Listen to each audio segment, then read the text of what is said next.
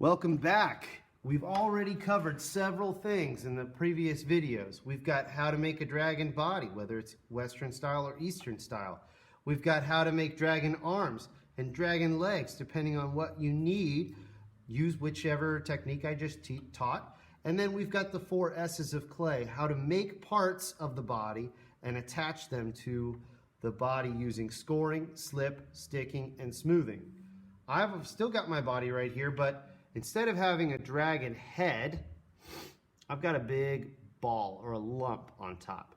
I'm trying to make something cool like that. It feels like when you get a piece of clay and you've got all that detail, how am I going to get the dragon head to come out of this crazy simple lump? Well, first of all, you're going to start with your hands and fingers, just like always, because these are the best tools for clay. You could do a lot with blades, you could do a lot with scoring tools, you can do a lot with other tools like loop tools, carving away parts of clay, but the best things really to shape clay are your fingers and your hands. So I'm going to go ahead and get started.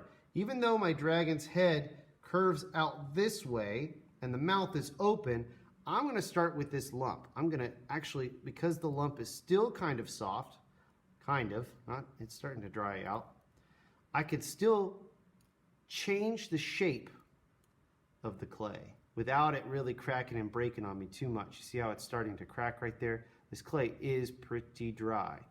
I'm going to keep going though. All I'm doing is kind of pinching and pulling some clay forward to be the snout, the nose and mouth area of my dragon. I'm going to leave a lot of clay back here at the back of the head because I'm going to pinch out some of the horns just from this. I'm not going to make horns and stick them on unless I really have to. It's so much easier to take a lot of clay and pinch out shapes from that mass of clay. Now, once I've got the snout kind of formed, I'm leaving it pretty thick because I want to cut into that and open up the mouth a little bit. So I want a lot of clay in this area for now. I might even go ahead and kind of smooth some of those cracks away. I think I'm going to go ahead and teach a little bit about how to do some spikes to give detail to the back of the head before this clay dries out. Again, it's starting to dry out on me. And that's okay. That's one of the frustrating things about clay, but we just do what we can, right? So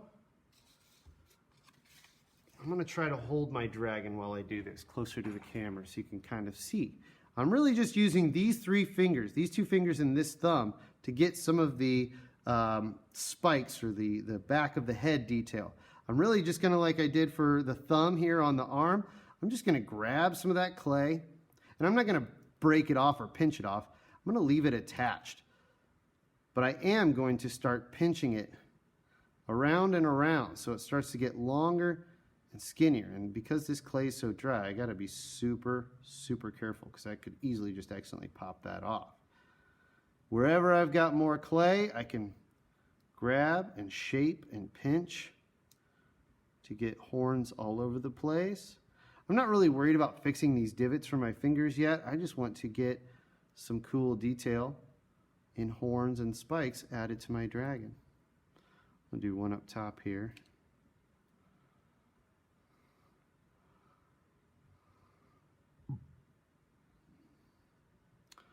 Maybe a few more on this side before I start to teach about how to add features to the face. Now, okay, I'm just working on one side of this dragon because the camera is facing down at my table. I can really only show one side of the dragon at a time.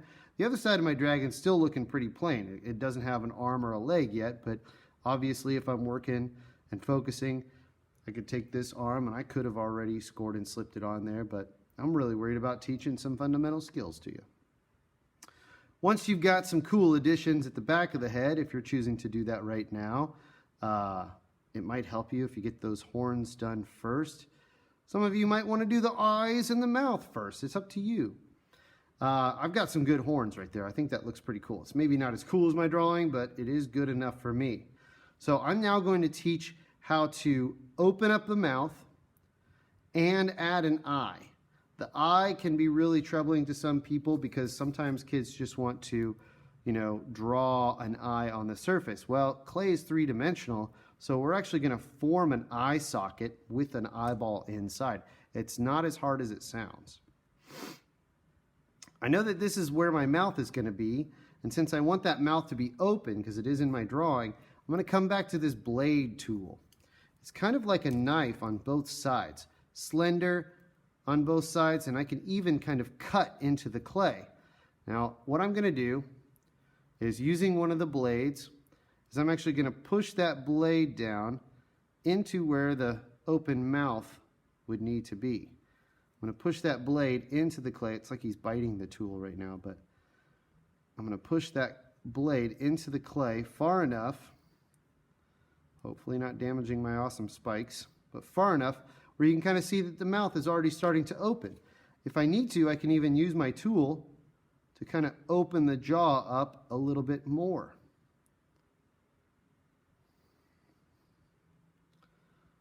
Pretty cool already. I like it. I like it a lot.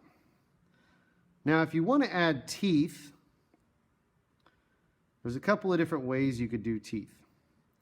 You could, if you're really serious about it, take small tiny bits of clay, like this tiny little guy right here, and you could twist out a couple of little spikes, and you could score, slip, and stick spikes into the mouth.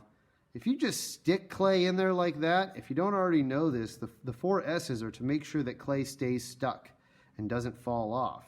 If you are just sticking clay on there, like if I wanted another spike and I made one separate and stuck it on there, that spike, when this dragon dries, will eventually just pop off. I don't even have to touch it and it'll happen. Same thing with teeth. If you make teeth separate and just stick them into the mouth like that, they'll eventually just fall out like your dragon's losing its teeth. I don't want that to happen.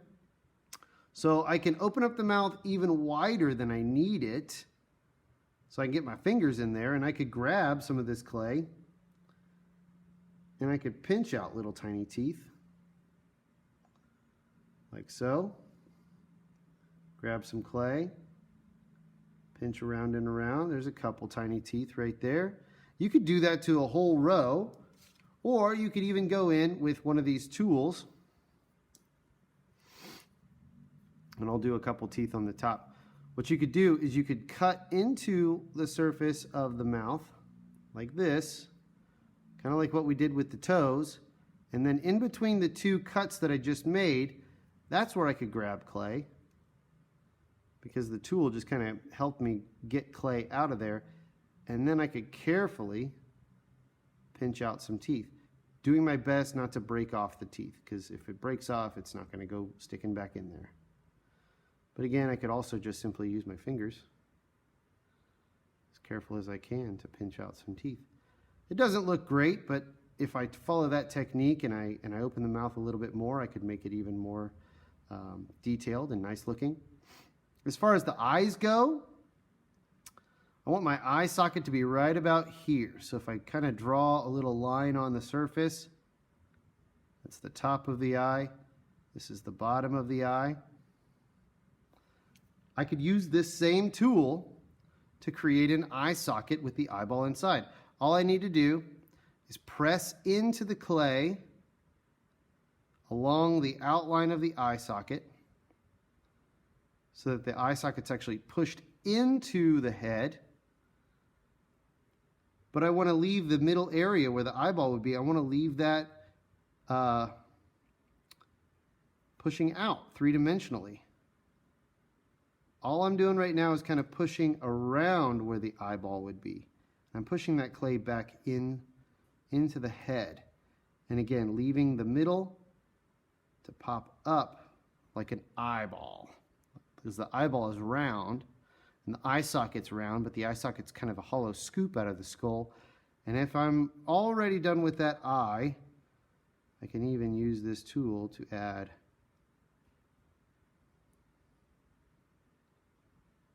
the pupil. Pretty cool when it's all done.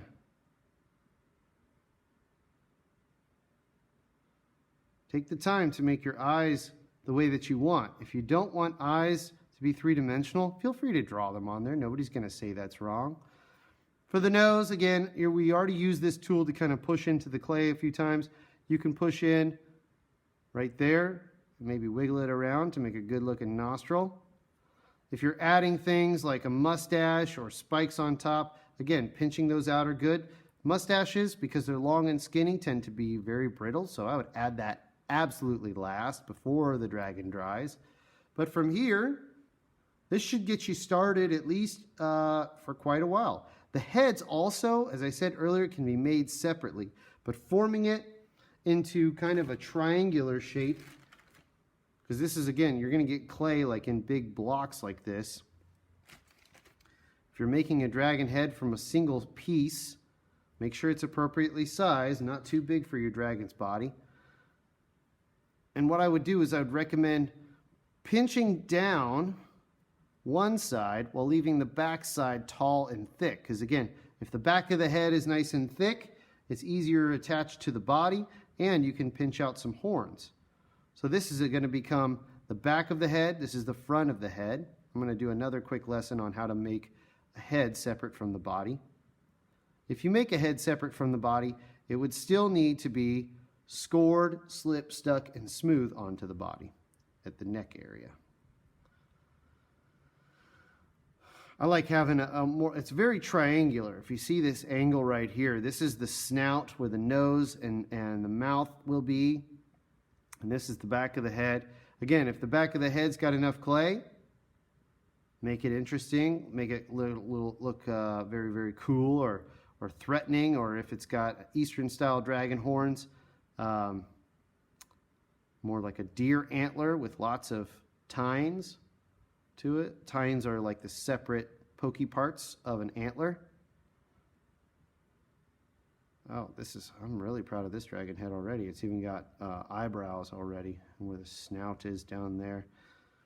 I'm still making some spikes at the back though, because I love a good spiky dragon head. Awesome. That's a great start already. I'm proud of this one, even more than that one. Here we are. We got the dragon's head relatively formed. We got the spikes at the back. We could even like cut this head off and stick this new one on if we like it more. But I'm going to follow the same steps. I got the spikes done at the back. I could open up the mouth. That's upside down for you. I'm sorry to confuse you. Could open up the mouth with the blade tool. Oh yeah, nice and big open mouth. Spreading it wide if you want your dragon to be like screaming like rah, or if you kind of want it to be a little bit quieter dragon, you could still have the mouth open and separated from an upper jaw and a lower jaw, but it doesn't have to be wide open screaming. You could even maybe pinch out a tongue if you want. Like, I guess I don't know how to really do a tongue. I haven't really thought about a tongue on a dragon. But maybe if I make the lower jaw a little bit smaller and kind of pinch out this kind of weird little dangling claw or dangling spike, then I could use a tool like this and maybe I could draw that into the clay as a tongue, maybe. Would you look at that? Blah.